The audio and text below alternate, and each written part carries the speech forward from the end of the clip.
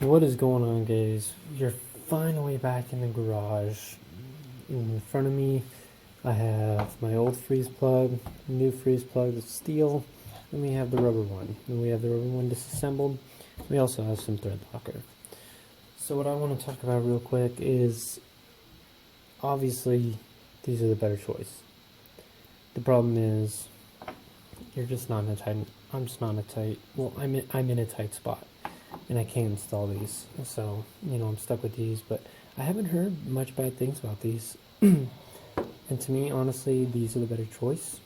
Say if you're on a road trip, this pops out. Well, you gotta take your whole fender well apart. You gotta disconnect a bunch of shit, stuff like that.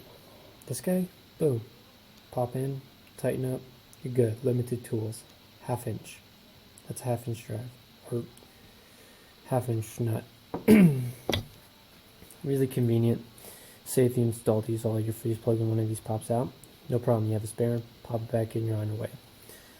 So what happens is over mileage, these rust on the inside. I've heard brass is a lot better, obviously. These freeze plugs, this is obviously not the bad one. This one's actually in pretty good condition, but these freeze plugs lasted about 168,000 miles on them, which is alright.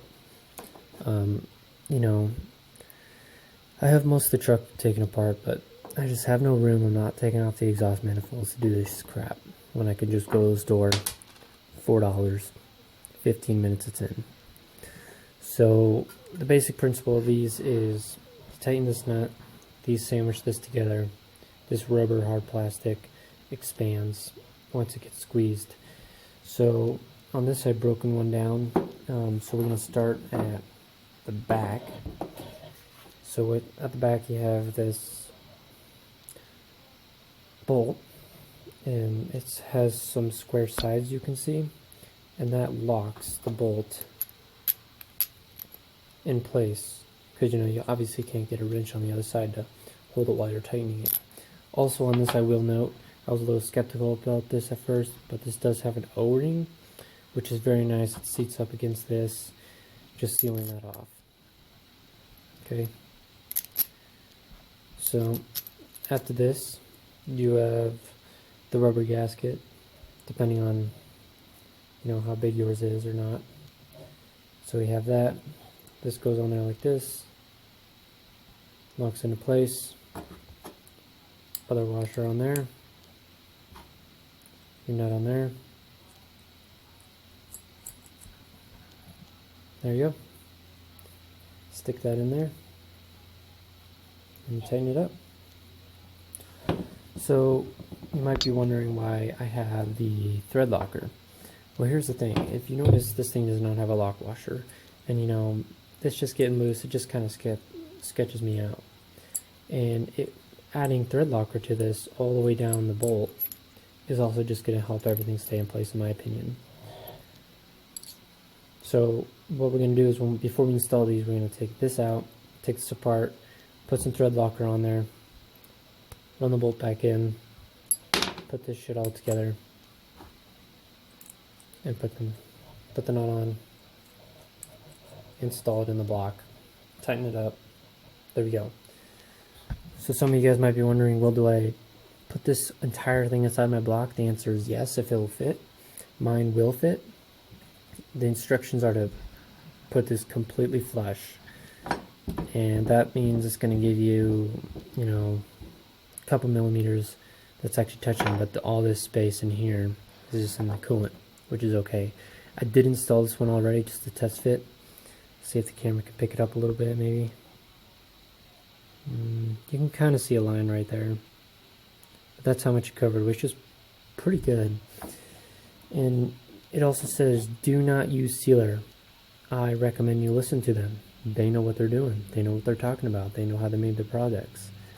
Same thing with Felpro. Do not add any more gasket sealer around this edge. I wouldn't even add lubricant, honestly, because these guys, I got the biggest size I could get for my freeze plugs, and this thing just slides right in. You don't, no effort at all. So we're going to go ahead and get into this. If you have the room to pound these in, I recommend doing it. Again, I don't have the room. Also, I just threw in a block heater, same principle. You know, I don't see block heaters leak very much. So, there you go. If a block heater will last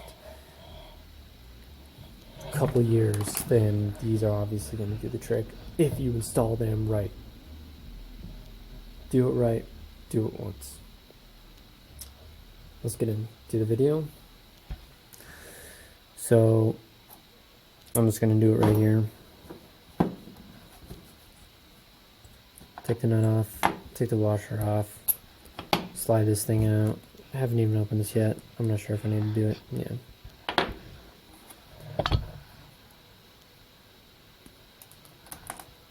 A little bit. Whoa, shit. That's a lot of thread locker.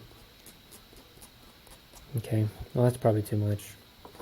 Good luck loosening that up. Okay. And let's put this guy on. This guy. This guy. I noticed that there's none by the nut.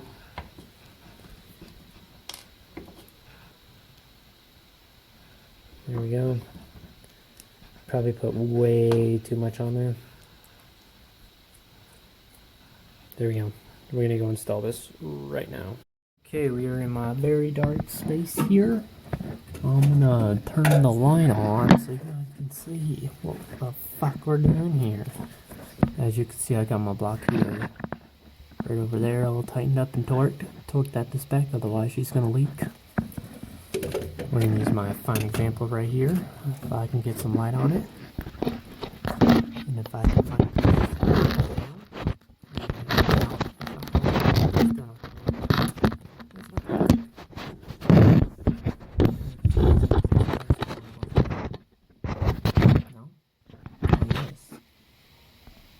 there you go.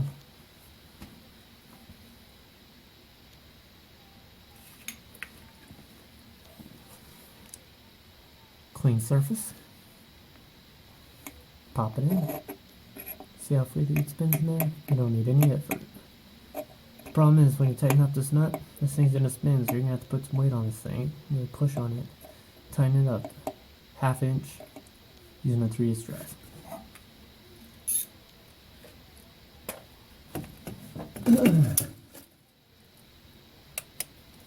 Whoa, you guys, I got more light. Oh, this thing might be a little too big for this cocksucker. Oh, you guys are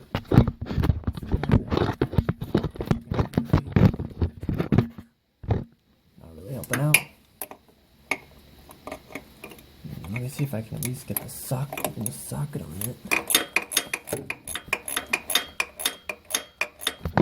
Fuck. Okay, you know what?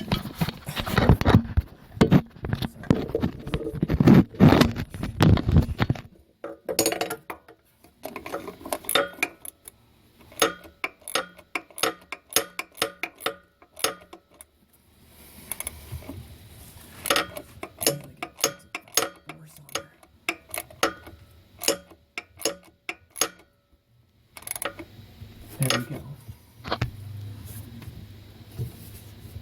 After a little while, you don't obviously have to do it. There's no torque specs on these. I'm just going to tighten it until I can't tighten it anymore.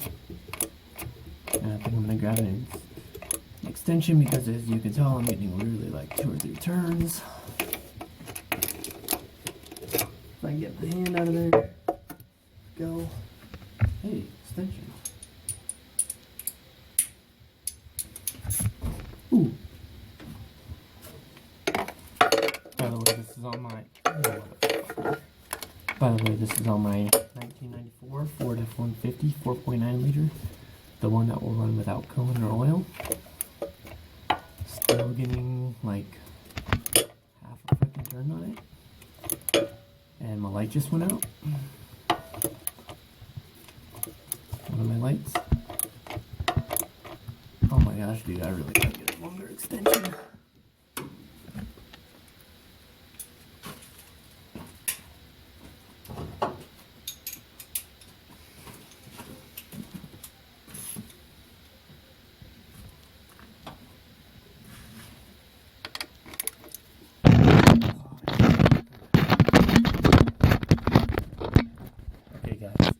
guys get the gist.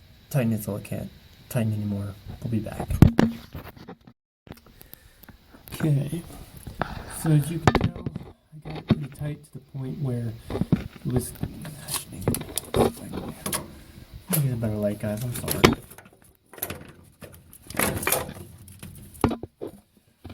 So I actually tightened it until it kind of started bending that washer. I don't know if that's a good thing or not, but it's pretty fucking tight. So I'm just gonna leave it like that.